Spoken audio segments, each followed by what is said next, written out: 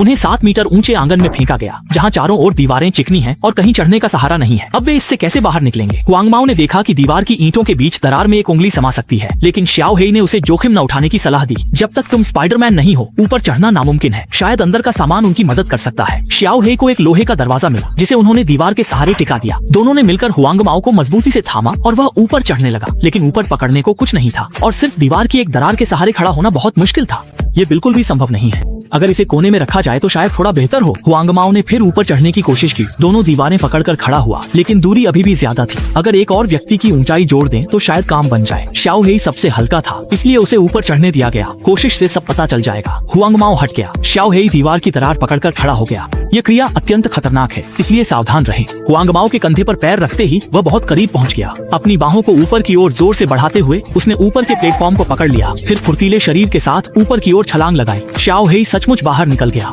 अपने भाइयों की मदद से ही वह मुसीबत से बाहर निकल सका। जॉर्ज को एक और तरीका सूझा। उसने साथियों से प्रक्षेपक के सिद्धांत की नकल करने को कहा। 2 लोगों की ऊंचाई और उछाल मिलाकर शायद वे ऊपर पहुंच सकते हैं। विचार अच्छा है, लेकिन पता नहीं यह काम करेगा या नहीं। ओह अच्छा। इतना साफ सुथरा और फुर्तीला था ये सब। वह बंदर की तरह तेजी से बाहर चढ़ गया। जॉर्ज भी आंगन से बाहर निकल गया। अब सिर्फ 3 लोग बचे थे। पीले बालों वाले को लगा कि अब भी लोहे के दरवाजे की ऊंचाई पर ही निर्भर रहना होगा। एक दरवाजा थोड़ा असुरक्षित है, 2 होंगे तो ज्यादा स्थिरता मिलेगी। पीले बालों वाला फिर से ऊपर चढ़ा। एक एक पैर एक एक बड़े लोहे के दरवाजे पर रखा। दीवार की दरार पकड़कर पूरी ताकत से खड़ा हो गया। ऊपर तक अभी भी दूरी थी, लेकिन अगर कूदे तो शायद पहुंच सकता था। उसने दोनों लोहे के दरवाजों को एक दूसरे के ऊपर रख दिया, जिससे पैरों के लिए जगह और स्थिरता मिल गई। अब वह कूद सकता था। साथी ने उसके लिए दरवाजे को मजबूती से पकड़ लिया। पीले बालों वाला ऊपर कूदने की तैयारी करने लगा। दीवार इतनी चिकनी थी कि उसके मन में डर था, लेकिन बाहर निकलने का यही रास्ता था। उसने गहरी सांस ली, लक्ष्य पर नजर टिकाई।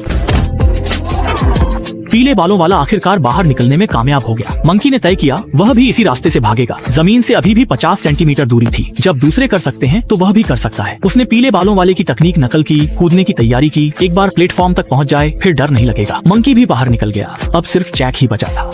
अब जब उसके पास साथियों की मदद नहीं थी तो वह अकेले कैसे बाहर निकलेगा। छत के अंदर बिखरा हुआ एक मचान पड़ा था। जैक ने तय किया कि वह उसे जोड़कर उस पर चढ़ेगा। अच्छी बात है कि उसने पहले कभी निर्माण स्थल पर ईंटें उठाई थी, इसलिए मचान जोड़ना उसके लिए मुश्किल नहीं था। जब उसने मचान जोड़कर दीवार के पास रखा तो उस पर खड़े होने के बाद भी जमीन से अभी भी थोड़ी ऊंचाई थी। जब तक वह कूद न सके तब तक वह बिल्कुल भी नहीं पहुंच सकता था। जैक ने एक वेंटिलेशन शाफ्ट देखा, जिसे हटाने के बाद वह उस पर चढ़ सका, जिससे उसे कुछ और सेंटीमीटर की ऊंचाई मिल गई। उसने अपनी बाहें ऊपर की ओर पूरी ताकत से फैलाई। जैक ऊपर वाले प्लेटफॉर्म तक पहुंच गया और उसकी चिंता आखिरकार दूर हो गई। वह बाहर निकलने में सफल रहा। उन्होंने एक बार फिर से चिकने छत के कुएं को फतह कर लिया। क्या आपको लगता है कि बाहर निकलने का कोई और आसान तरीका हो सकता था?